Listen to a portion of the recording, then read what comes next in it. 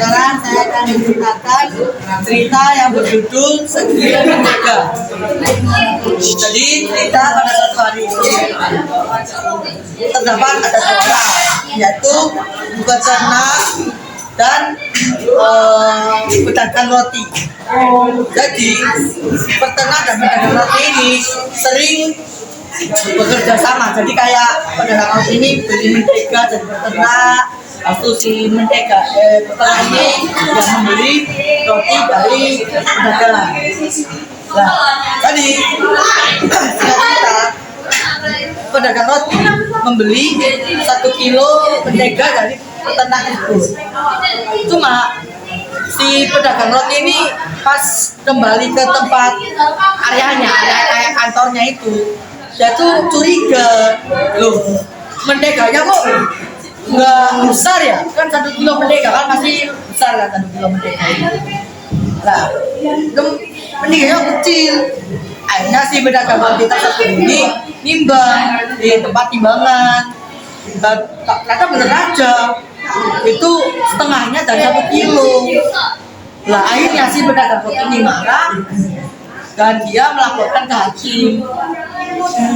Nah, setelah itu akhirnya hakim mengirim surat kepada si peternak. Akhirnya mereka peternak dan pedagang masuk ke pengadilan.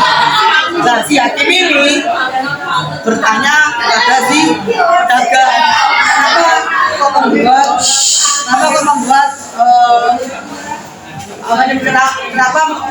membuat penghakiman ini? Ada si pedagang roti ngomong, karena ini si peternak saya sudah membeli 1 kilo mentega dari peternak, tapi itu kurang. Akhirnya si hakim bertanya pada peternak, kenapa Anda mengurangi atau tidak sama 1 kilo yang seperti pedagang minta? Jadi seperti akhirnya si peternak itu menjawab seperti ini. Jadi saya juga sering membeli roti dari pedagang roti. Itu jadi alat saya tuh tidak lengkap, Pak. Jadi saya tuh memakai cara, saya tuh ada kayu seperti ini, kayu kayak timbangan zaman dulu ya gini tuh. Nah, saya tuh memakai sebatang kayu dan ada kayak gini. Nah itu saya tuh taruh di mentega di sisi yang lain, dan taruh di sisi yang lain. Setelah itu saya tuh sudah membuat mentega sampai keduanya ini seimbang.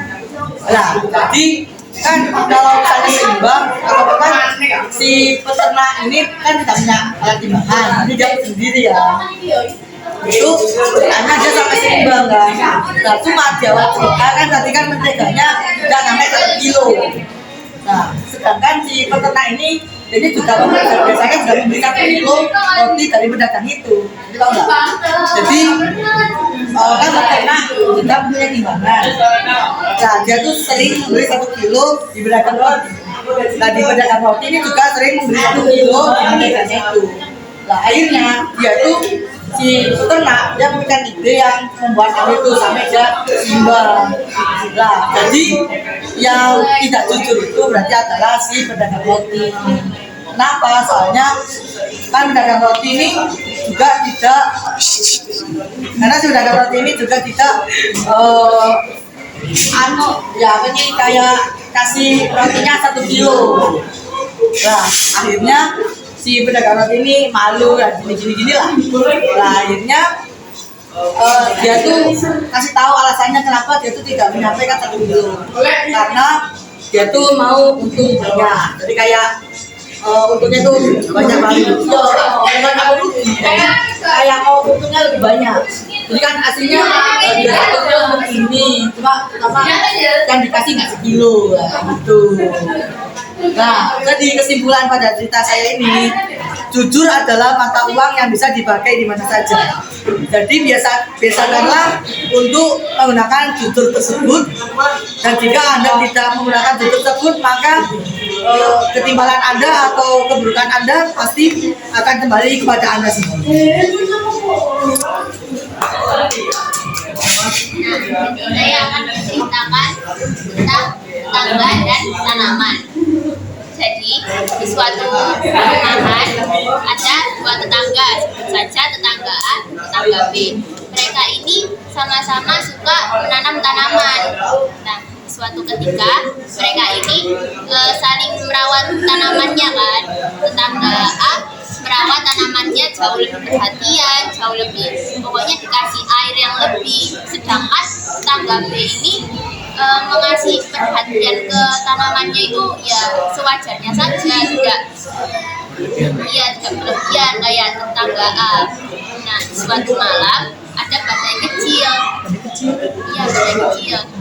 Paginya mereka sama-sama ngecek dong, lihat tanaman mereka tuh gimana. Nah, tetangga A ini kaget, loh kok tanaman saya hancur? Kok bisa? Iya kan, hancur nggak bersisa sedikit pun. Sedangkan tetangga B ini tanamannya masih utuh nggak hancur sama sekali. Nah, tetangga A ini bertanya dong ke tetangga B, kok bisa sih tanaman masih utuh sedangkan kamu ngasih perhatian, ngasih air, ngasih semuanya ke tanaman itu ya setengah-setengah gitu loh, nggak berlebihan. Nah, tetangga B itu menjawab, ya justru karena saya memberi tanaman saya perhatian secukupnya, tanaman saya jadinya bisa bertumbuh sendiri, akarnya lebih kuat gitu. Nah, cerita ini sama aja kayak kita merawat anak. Kalau misalnya kita lebih memanjakan anak, kita lebih ngasih perhatian sepenuhnya ke anak itu nggak akan bisa mandiri dengan sendirinya, kecuali kita ngasih kayak perhatian secukupnya, kita ngasih kasih sayang secukupnya, anak itu bakal mandiri dengan sendirinya. Kita ini berjudul 3 orang sahabat yang kaya. Apa 3 orang sahabat yang kaya? Oh, oke. Yang keras suaranya. Pada suatu hari ada 3 orang sahabat yang pakai kereta kuda menuju ke desa. Oh, Jerman gitu ya. Lewat ke desa. Nah, Oh, oke. kebetulan desanya itu desa miskin. Nah, itu 3 orang sahabat ini bersepakatan untuk membantu desanya agar Menjadi lebih kaya lagi. Ya, Oh, ekonominya lebih baik. Ya. Oh. Orang pertama membantu memberi koin dan sebuah perak yang banyak kepada penduduknya. Orang pertama. Orang pertama. Nah, orang kedua memberi makanan dan minuman yang banyak kepada rakyat itu. Tapi kedua tadi Memberi makanan dan Oh, minuman. makanan. Karena orang kedua pikir karena makanan lebih baik daripada memberi kekayaan pada penduduk. Oh, oke. Namun berbeda dari orang ketiga.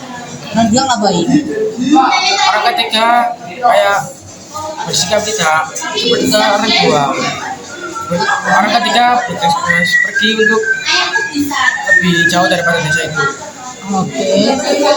Orang satu kan, Jadi beda tujuan. Beda tujuan. orang satu dan orang jauh pun marah kepada orang ketiga. Orang itu bilang, sahabat kita kok egois dan pelit ya. Ada orang kedua bilang, iya, kenapa dia begitu ya? Habis itu paginya dia ketemu orang ketiga lagi. Oh, kalau orang tiga. Orang ketiga kaget, orang kedua dan pertama kaget. Kenapa dia bergegas mau ke desa miskin lagi? Oke. Orang ketiga bilang, aku mau membantu mereka dengan kayak pupuk untuk menanam gitu. Tanam gandum, pupuk sama tanam-tanaman. Oh, jadi nggak dimanjain gitu. Ya kayak dikasih bahan untuk tanam lah, jangka panjang. Nah, orang pertama pun kena dan tidak mengira. Dia bilang ini, ternyata kamu tidak yang saya pikirkan ya. Kamu memang orang yang baik dan Baik dan itu namanya apa? Pokoknya baiklah. Nah, lepas itu orang ketiga pun pergi untuk memberikan pupuk itu dan tanaman-tanaman itu. Beberapa bulan kemudian desa itu tanamannya menjadi subur dan gandum pun banyak yang kebun. Dan gandum itu pun dijual oleh penduduk di sana dan menjadi desa yang kaya dan maju. Ini ada pepatah yang mengatakan jangan beli dia ikan untuk makan dan kenyang satu hari, tapi berilah pancing untuk dia makan dan kenyang untuk satu hari. Saya akan menceritakan kisah inspiratif yang berjudul Belajar dari Lubang Bangku. Suatu hari ada anak yang mempunyai tempelan yang sangat kayak marah-marah gitu. Habis itu dia itu dikasih sebungkus paku gandanya. Akhirnya nyuruh dia kalau dia marah dia tuh harus nancepin paku di pagar depan rumahnya. Hari pertama dia nancepin 37 paku.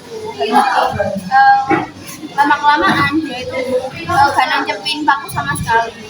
Akhirnya nyuruh dia buat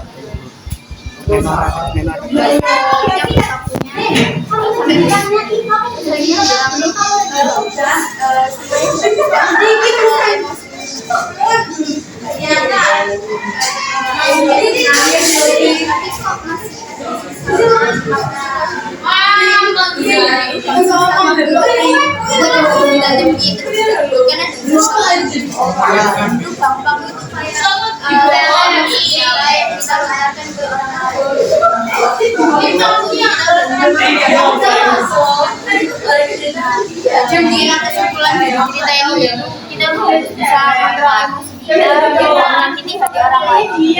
Oh, jadi kayak kita apa ini namanya, jangan menyakiti orang lain, loh kita minta maaf masih ada bekas dalam diri.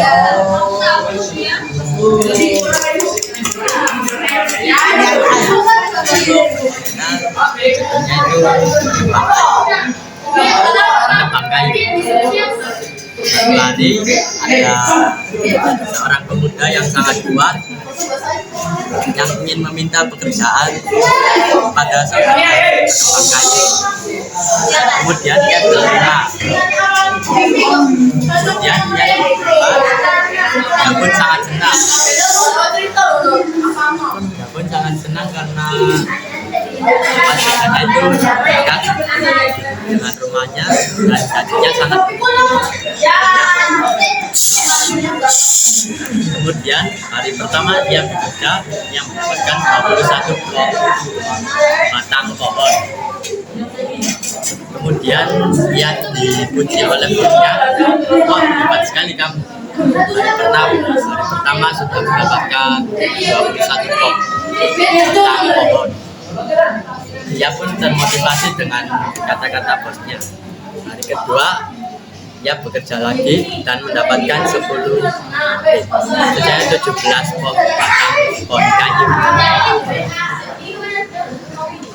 Hari ketiga dia bekerja dengan keras, tetapi dia hanya mendapatkan 10 batang pohon kayu. Dia pun meminta maaf kepada bosnya.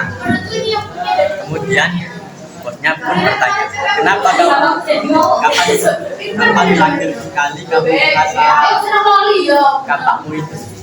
Saya tidak punya waktu untuk mengasah kapak. Dia pun berkata, kadang kita juga perlu kerja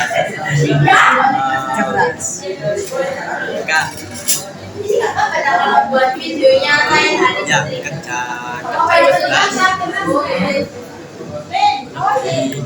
keras. Oh, jadi apa tadi? Kadang kita harus kerja dengan cerdas, dengan cepat saja itu bisa. Jadi kita kalau ingin mencapai kesuksesan, kita harus menggunakan kekuatan, tapi kita harus memasang kecerdasan daripada kekuatan kita. Jadi kita menggunakan kecerdasan. Jadi ya seperti itulah.